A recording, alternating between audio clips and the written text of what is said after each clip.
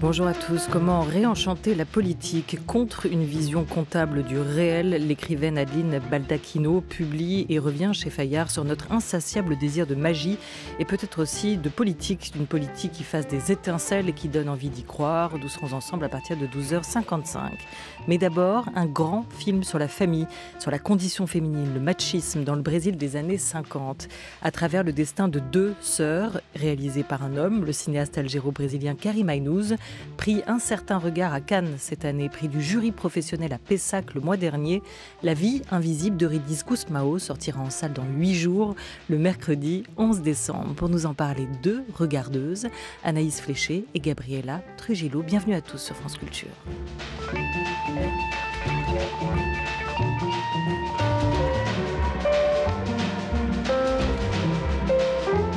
La grande table.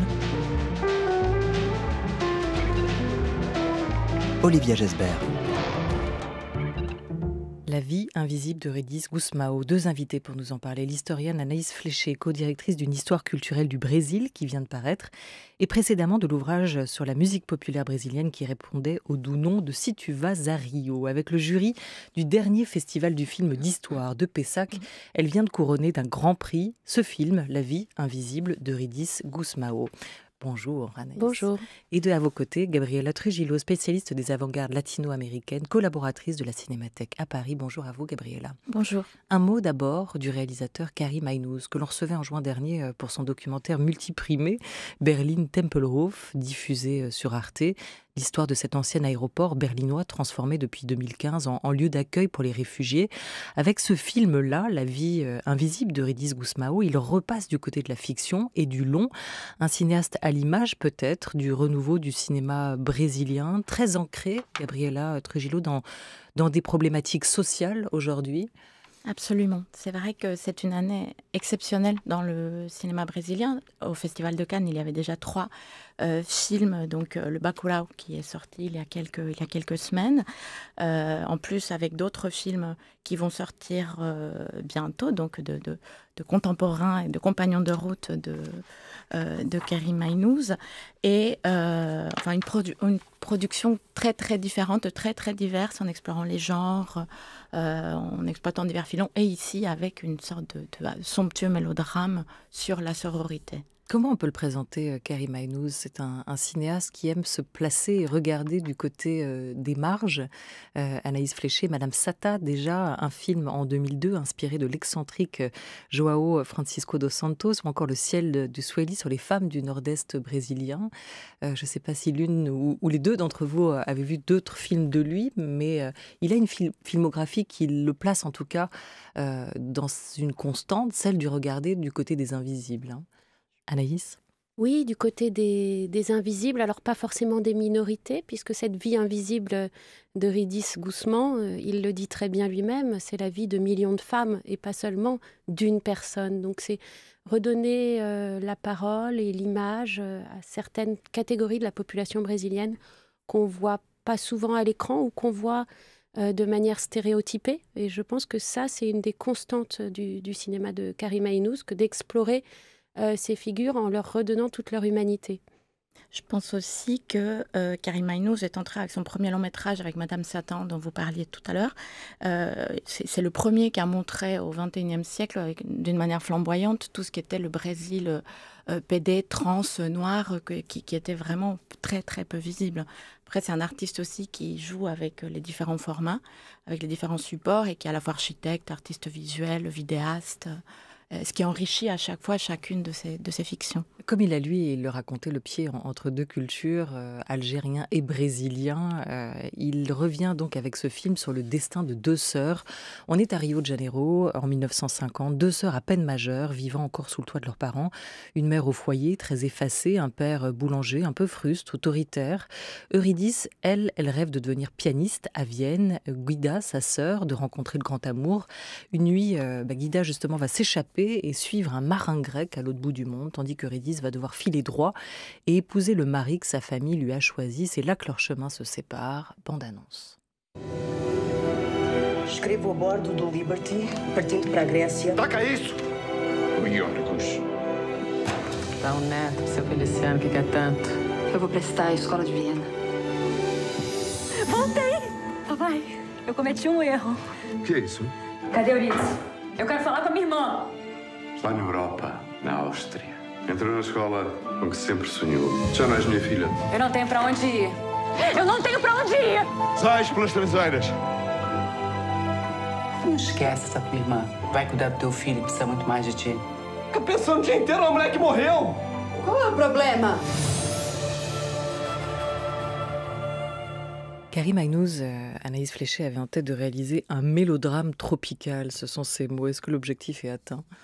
Ah oui, tout à fait. On est vraiment dans le registre du mélodrame et on est aussi dans des couleurs, des textures sublimes qui évoquent cette ville de Rio avec tout son côté tropical. Donc je crois que l'association des deux termes est tout à fait justifiée ici.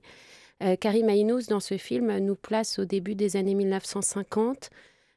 Quelques mots peut-être sur le contexte. Le Brésil, à l'époque, dans le souvenir qu'on en a, dans ce qu'on raconte dans les livres d'histoire, on présente toujours cette période comme une période de modernisation accélérée du pays. On est de retour dans un cadre démocratique. C'est le gouvernement Kubitschek à la fin de la décennie, l'industrialisation, les villes qui commencent à pousser, etc., etc.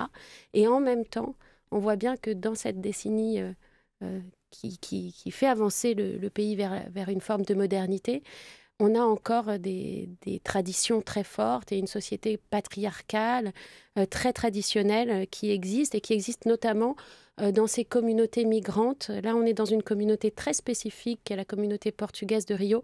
On l'entend bien dans l'extrait que vous avez passé, puisqu'il y a le père qui parle avec un accent tout à fait portugais, alors que les filles lui répondent déjà avec un accent carioca brésilien.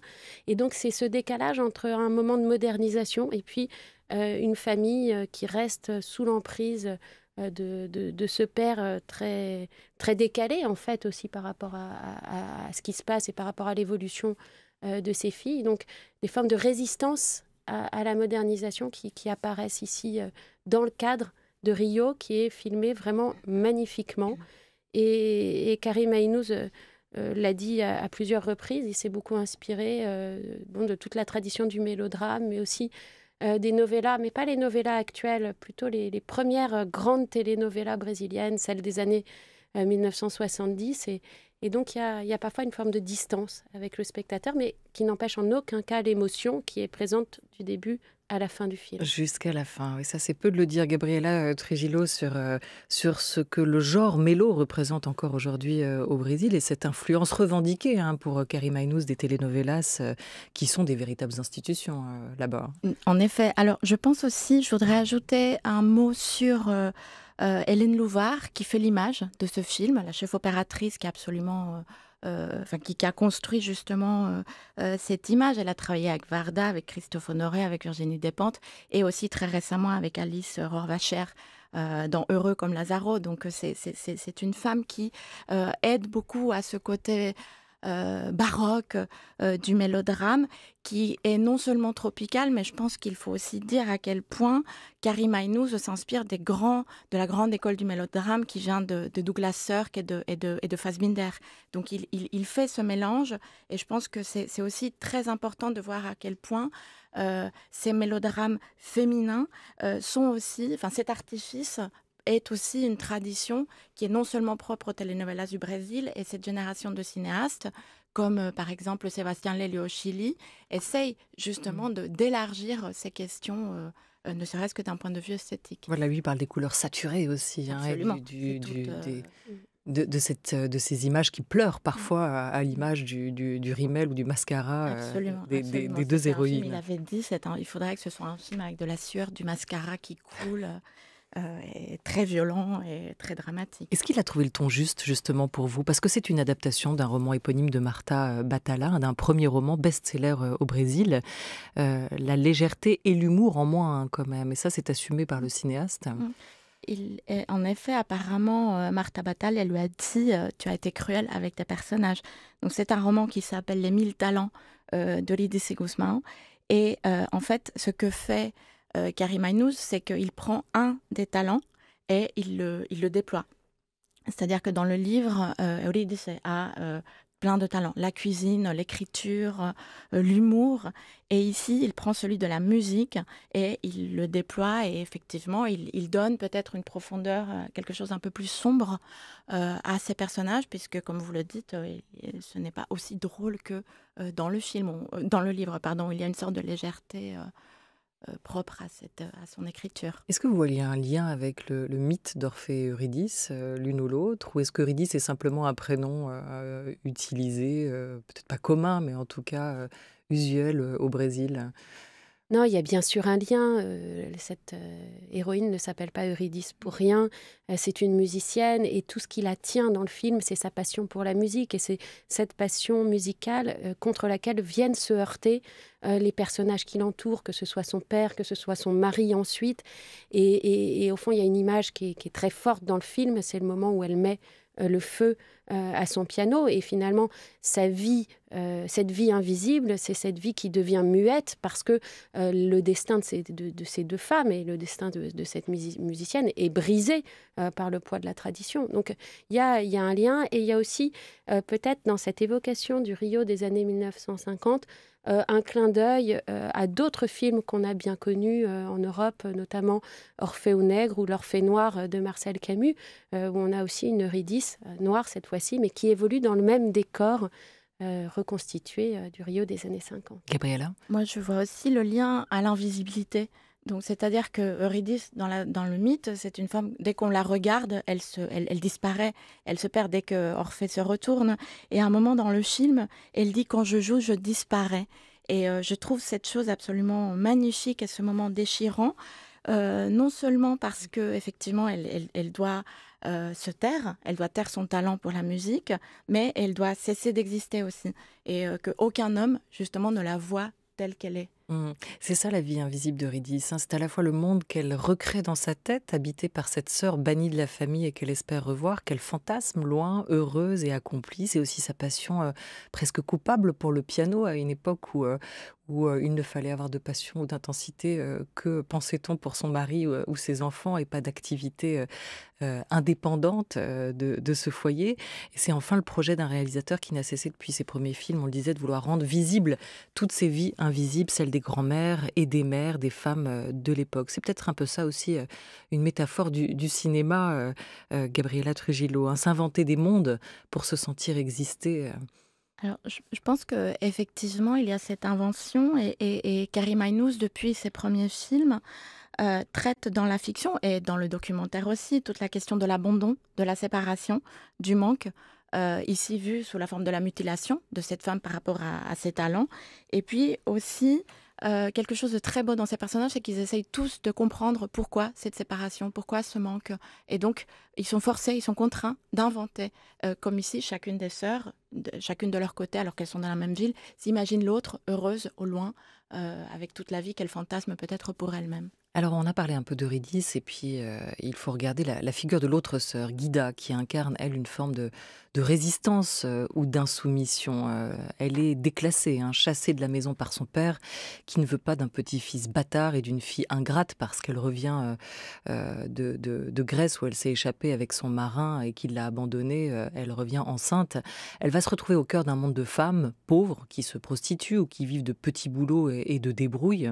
Je vous propose d'écouter les mots d'une romancière afro-brésilienne, Conceição Evaristo. On la surnomme la Toni Morrison brésilienne. Elle a recueilli des paroles de femmes fortes.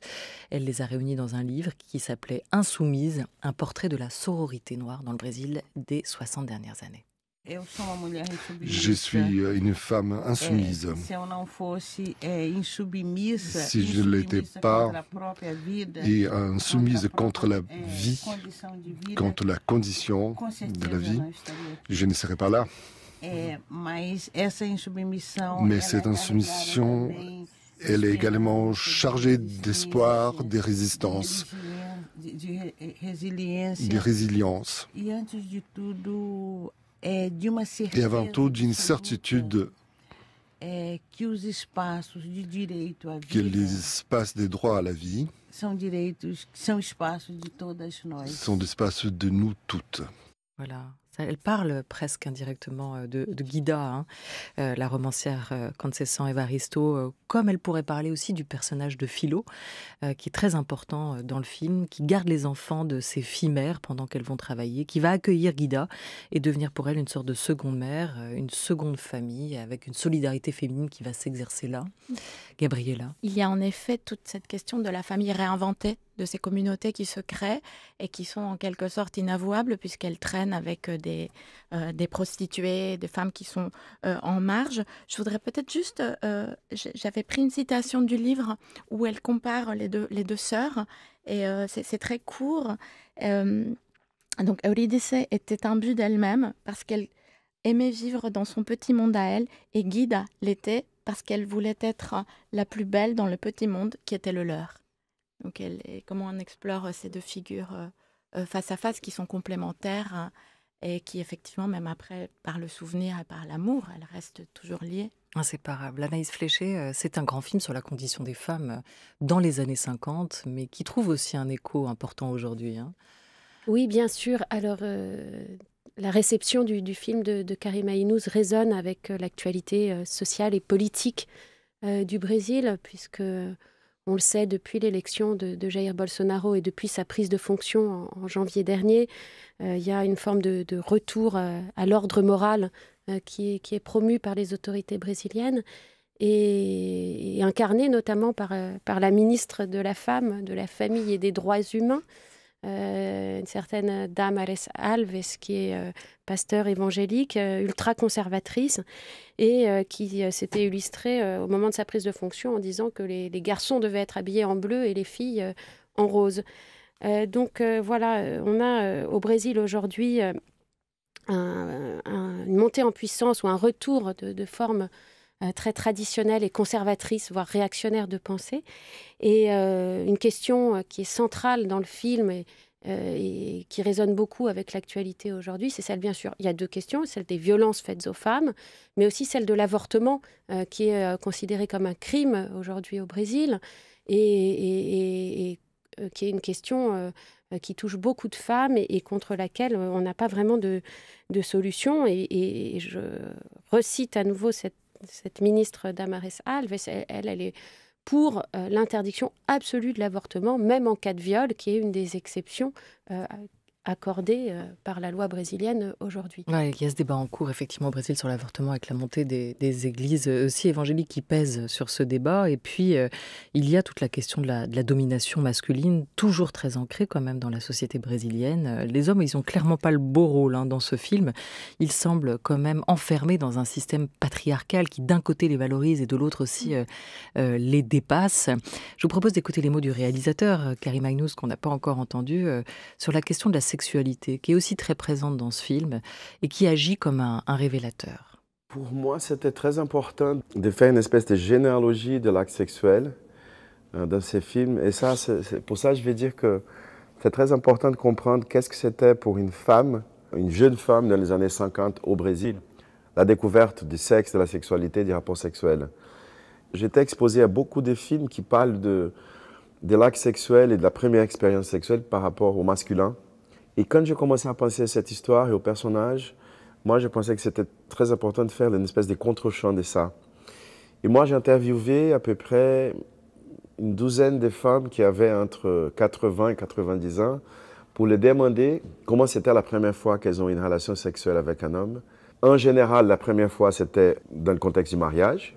Et les réponses que j'ai eues, la plupart, évidemment qu'il y avait des réponses un peu drôles, avec du sens d'humour, mais la plupart des réponses étaient des réponses assez violentes. C'était des femmes qui me disaient qu'elles n'avaient jamais vu un corps d'homme nu, que c'était la première fois qu'elles voyaient un membre sexuel avec lequel elles devraient passer toute leur vie. Voilà, une sexualité représentée de manière assez crue à l'écran, assez franche, et qui montre aussi quand même à quel point les femmes, dans ces premiers rapports, étaient presque aussi des souffres-douleurs. Il n'y avait rien qui était connoté ou raccroché à l'idée de plaisir. Gabriela, Anaïs Fléché. Oui, la scène de la nuit de noces d'Eurydice Guzmán est particulièrement forte avec ce premier rapport sexuel qui s'apparente à une forme de viol conjugal. Et on voit que cette question... Alors, Dans le film, elle est posée à travers la question de la grossesse qui est non désirée, mais aussi de ses rapports sexuels contraints, puisque en fait Eurydice est soumise aux appétits de son mari. Elle essaye d'y résister, et la seule chose qui la fait tenir, c'est sa passion pour la musique, qui fait écran, et ce qui explique d'ailleurs que son mari va chercher à la briser. Mais cette scène de la nuit de noces est particulièrement forte, et c'est un des moments peut-être les plus importants du film. Mais ce qu'il y a d'intéressant d'ailleurs dans tout le film, c'est qu'on a beaucoup de moments où il y a des rapports sexuels qui sont représentés, mais il n'y a aucun de ces rapports sexuels qui n'est abouti.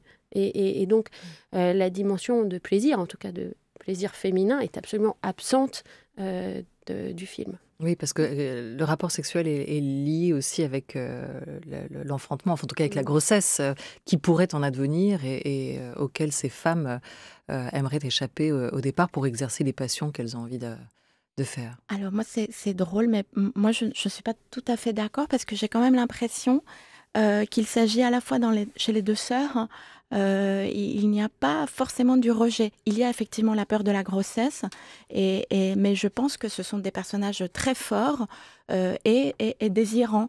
En tout cas, c'est ce que j'ai cru voir dans certains justement de ces rapports. Et il faut savoir aussi, dans le livre, il y a un élément qui me semble intéressant, qui est comme un sous-texte dans le film, c'est que lors de la nuit de noces, Eurydice ne saigne pas. Et son mari lui en veut toute sa vie parce qu'il pense qu'elle n'est pas vierge. Alors attention, il y a débat. Anaïs Fléché, je rappelle que vous êtes, juste historienne, co-directrice d'une histoire culturelle du Brésil qui vient de paraître récemment, et Gabriela Trujillo, spécialiste des avant-gardes latino-américaines, collaboratrice de la Cinémathèque. Non, je voulais juste préciser que, bien sûr, ces femmes sont pleines de désirs et que c'est une des forces motrices du film. Et il y a une très belle humanité dans ces personnages. Mais il n'empêche que ces désirs sont contrariés. Et c'est ce qui donne aussi toute sa puissance au mélodrame. Et les hommes dans ce film, est-ce qu'ils sont représentés avec justesse, ou vous trouvez, Gabriela Trujillo, que le réalisateur Karim Aynouz est un peu dur avec eux? Ils n'ont pas le beau rôle. Hein. Alors, c'est drôle parce qu'ils sont... Ils sont aussi le produit d'une histoire. Ils sont vraiment contraints aussi par ce qu'ils doivent représenter et ce qu'ils doivent assurer, ce qu'ils doivent apporter aussi comme moyen au foyer.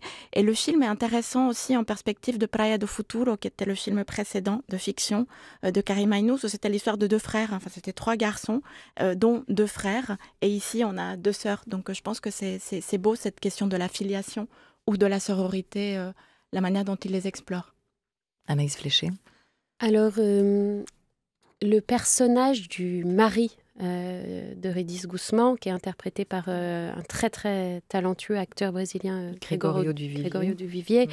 Karim Aynouz dit de lui qu'il a voulu le creuser pour ne pas donner une image simplement négative des hommes. En tant que spectatrice, j'avoue que je n'ai pas été... profondément touchée par ce personnage. Il me semble que ces personnages masculins sont peut-être un peu plus caricaturaux, moins travaillés en tout cas que les 2 personnages des sœurs, mais aussi de ce personnage de Philo, qui est donc la figure de la famille choisie contre la famille héritée. Voilà, à la fois la mère de substitution, la sœur de substitution et le père de substitution. Et qui a un personnage très fort. Donc, dans l'ensemble, c'est un film qui penche quand même plutôt du côté des femmes. L'humoriste star de HBO au Brésil, vous le citiez, Grégory Duvivier, qui joue donc dans le film Anténor, le mari d'Eurydice, et qui déplore un détricotage des politiques publiques d'aide au cinéma depuis l'arrivée du nouveau président Jair Bolsonaro. En ce moment, un des ennemis de Bolsonaro, c'est la culture. Donc peut-être c'est la dernière année que le Brésil vient à Cannes. Tous les films qui dépendent de l'argent public, en ce moment-là, sont paralysés. Donc c'est très dur parce qu'on commençait à avoir une industrie. Ça prend du temps d'avoir une industrie parce qu'on doit avoir des professionnels. Et pour avoir des professionnels, il faut qu'ils vivent du cinéma, qu'ils se forment. Il faut qu'il y ait une perspective de marché. Il y avait un marché cinéma au Brésil et il y a tout ça s'effondre. Non seulement l'argent public, mais aussi les mécanismes de régulation. On avait ce qu'on appelle pourcentage d'écran au Brésil, c'est-à-dire le même film ne pouvait pas occuper plus de 40% des cinémas. Ça a été coupé et en ce moment il y a les Avengers au Brésil qui ont 80%.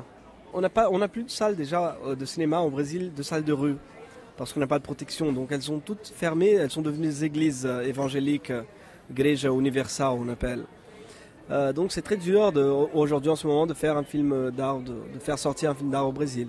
Voilà, Grégorio Duvivier qui est assez loin dans la vie du rôle qu'il tient à l'écran dans ce film La vie invisible de Ridis Gusmão. Anaïs Fléché, sur l'état du cinéma aujourd'hui au Brésil.